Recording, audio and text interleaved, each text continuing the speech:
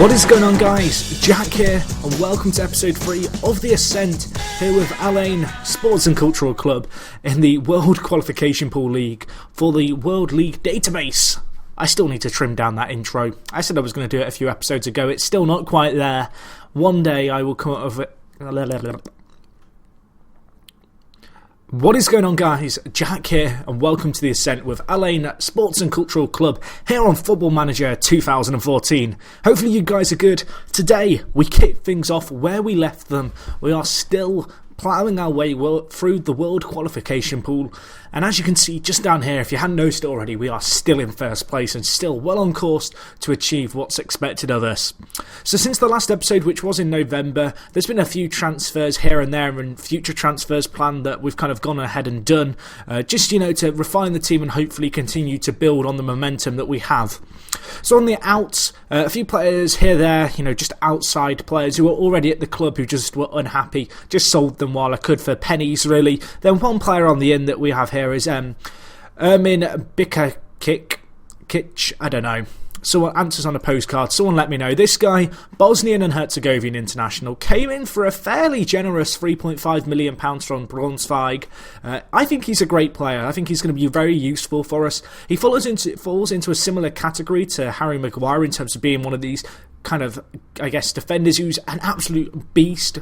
Doesn't necessarily have the amazing pace that I look for in defenders, but actually, to be fair to him, he certainly has more of a turn of speed than Harry Maguire does. So I think he's going to be useful for us, and he continues to kind of follow the philosophy that I want to keep my team competitive. Looking at the squad's kind of size, as you can see here, perhaps looking a little on the bloated side and something that might be worth keeping an eye on, but so far so good on that front. We have had a few players injured, and players, not settling, so they're on absence of leaves. So we are lacking a few first-team players. Asamoah Gyan's been a big miss for us. He's been out for a little while now. And he's currently out with strained knee ligaments, so he's going to continue to be out for us. Other than that, things have been going well here. Top performers, Michel Bastos and Akoko playing well. Boyata and Will Hughes, again, two players who've been playing amazingly. Fedotov has certainly got his taste of first-team football. I mentioned last episode how when I had called upon him, he'd played well and I wanted to play him more. He's played 9 of the last 10 league games, and he's certainly kind of shown that he deserves to be right up there in contention with our team based off his performances. And then the likes of Bob Boza, who's continued to score well, and Gyan, when he had been fit, certainly contributing on the goals front. And then there is no issue with lack of goals or poor performances. The team is looking incredibly good in that regard. So anyway, in terms of fixtures and what's been going on, I suppose we'll start with the Cup last episode, because we were on a really good run, as I mentioned last episode. Unfortunately for us, we did get knocked out in the World Lower League Cup 5th round to Braunschweig. They're a very good team, Braunschweig. They are in a league way ahead of us. They're in the 13th league. So to lose 5-2 to them was disappointing, but understandable. The World Lower League Cup is contested between teams in our league all the way up to the 11th tier. So there's a good, I think it's over 500 teams in contention. So to make it to the 5th round was pretty impressive. And we were the furthest advancing World Qualification Pool team in the tournament. So that was another good little thing, I guess, to take from that result. Anyway, as you can see, since the last episode, we've played a fair few games. Unfortunately, we did get a loss during this time again, and a few more draws creeping into our game. And certainly something that I've noticed, particularly a little bit earlier on in kind of this kind of period of play, was we weren't keeping clean sheets like we were, and that was one of the reasons why I brought in a new centre-back in January. Anyway, to kick off these results, we started things off with a 1-1 draw against... oh, blimey. Belen says, yeah, them. Unfortunately for us, this was a real game that we should be winning. We were 1-0 up. Derek Boyata was given a man-of-the-match performance until the 3rd minute of added time when Z. Carlos scored for them, really against the run of play. I cried a little. In truth, the game was pretty poor, and one goal separating the sides would have been fair, but to concede that late goal really did hurt us.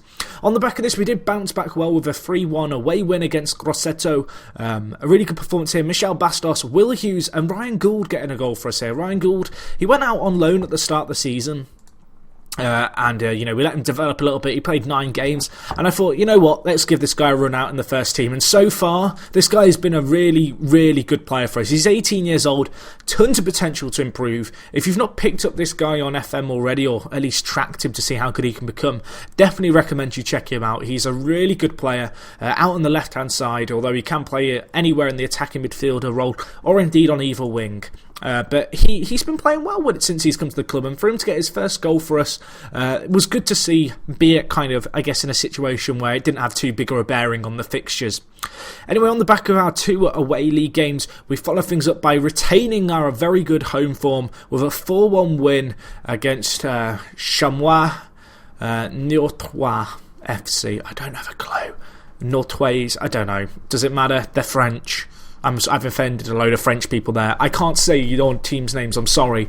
But as you can see here, Derek Boyata again with another top performance and grabbing a goal for us this episode, and then Barbosa and Maury getting a goal for us as well. Good to see Maury get a goal, a player who I signed at the start of the season, perhaps overrated him a little, and he played the 1 game here, and he had a role to play, I suppose. He has gone out on loan in January, so hopefully he'll get some first team football, maybe come back improved. If not, looking to sell him on really. Unfortunately for us, that was where our fantastic run in the league came to an abrupt end as we lost 2-1 at home to Barnsley. Never did I think I'd be saying that. It was an unfortunate game. We played better than them. I want to say it was just one of those games, although realistically, you can't win every game. You'd still expect to be winning this kind of game. We dominated it, but it wasn't enough as they did run away. 2-1 winners, Marcus Pedersen grabbing 2 goals for them as they overturned a deficit at half-time to get a win there. So obviously this was disappointing, and then we followed it up by getting knocked out of the cup. So back-to-back losses. I wanted to set the record straight. We were playing the team who were bottom of the league, and we won 7-1. Amazing performance. Looking at the stats, 70% of possession, 38 shots, 22 on target. We ripped them apart, and it certainly showed on the scoreline as a variety of players got on the score sheet. Good to see Barbosa getting on the score sheet, and Josimar Gomez, he's been a player who struggled to settle in. As I mentioned, I've given him absence of leave just to hopefully allow him to go home, get rid of his homesickness and come back, because he's been certainly a useful player for us. He's kind of been second choice in the defensive midfield department in terms of playing that ball-winning midfielder role that our formation relies on. So it was a shame to see him get injured. On the back of this, we ended up drawing 1-1 against SV Ride, which was an okay result, but again, it's 2 points dropped at the end of the day, and I'm hoping it won't come back to haunt us, but it may well do. So that was a disappointing result. We did bounce back with a 1-0 win here. Barbosa grabbing the goal in what was a pretty dull game, before we had a pretty big game against Dresden. They were a team who had really performed well in the league at the start of the year, and they'd slightly dropped off the pace in the run-up to this game, but it was certainly not going to be an easy game for us. And as you can see here, they took a 1-0 lead, and again, it was a test of our players' characters. I'm pleased to say we really did bounce back in this game, really up the tempo, from the moment we conceded, put pressure on them, didn't allow them to play their game, hassled them, won the ball fairly high up the pitch at times, and then from there, direct style of play. Fierro, I think it was, and Barbosa were running alongside each other for this game with Jayan out injured, and they really formed a nice partnership up front. Whilst neither of them's particularly dominant in the air, they were very good at holding up the play for our wider players to get involved in. So anyway, that was the first goal there. Second goal of the game was a really nice strike by Kembo Akoko outside the area to make it 2-1 just before half-time. And we pretty much sealed the game with 30 minutes left as Gabriel Barbosa scored an absolute screamer there as the ball was only half cleared from the corner. So another really good result for us. Since then, we've not been doing too badly in terms of scoring goals. We followed this up with a 4-0 win away against Sakai FC. As you can see here, Derek Boyata grabbing 2, Fierro and Fedotov, the other players, to get on the score sheet. A game that we dominated, 4-0 up before half-time, and unfortunately we couldn't match the tempo in the second half, but nevertheless, 3 points on the board, 4 goals, a really convincing performance there. We did draw here again. We've had a few 1-1s, but still not the end of the world. As you can see here, Brosque getting the goal there in the 70th minute to draw it back to make it 1-1. Probably should have won, but a game which we were trading for a large proportion of. It was just good to get that win, get the goal and get the point at the end of the day, and kind of get let off the hook, I suppose, a little bit. Anyway, the final game that we played in this kind of fixture results was against São Caetano, who are a very good side in Brazil. They have, I think, they're the team who Rivaldo played for, although I think he's in their reserve team. But nevertheless, it was a really good 3-0 win here. Barbosa and Nakoko getting the goals for us. Convincing, good to get a clean sheet as well, away from home. Certainly a lot of positives to take from these games, particularly the more recent ones where, we have conceded a far fewer. We've only conceded 2 in our last 5, which is fairly good defensively, and hopefully we can keep this momentum going now with only the league left to focus on in towards the end of the season.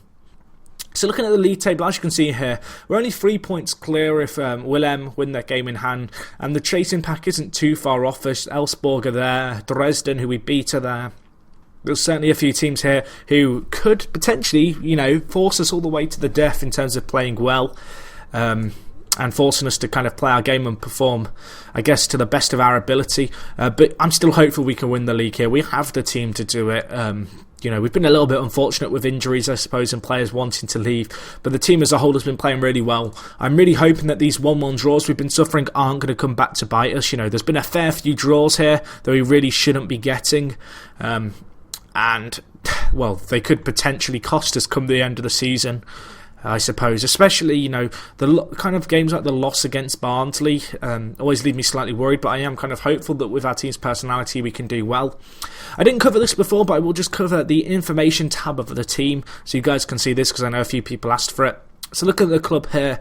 You can see here we have no legends, no icons, no favourite personnel, no fierce rivals, so really a chance for me to stamp, I guess, my own impression on this team in terms of building a legacy, really getting my own legends at the club, and players that everyone can relate to.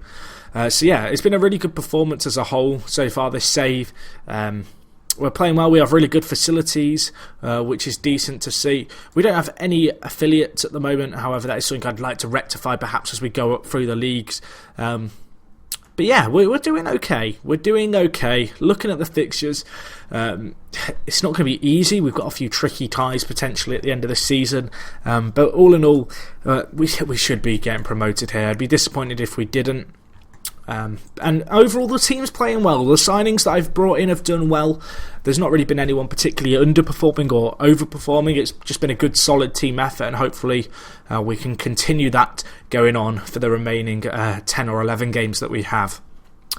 Quick look at the player tables before I leave you for today's episode. In terms of actual kind of player tables, we're not actually anywhere on these, which is a little bit of a shock. I suppose in games win, Smithies is there. He's been the rocket in goal for us. He's played every game. Certainly not a player you'd like to mess with.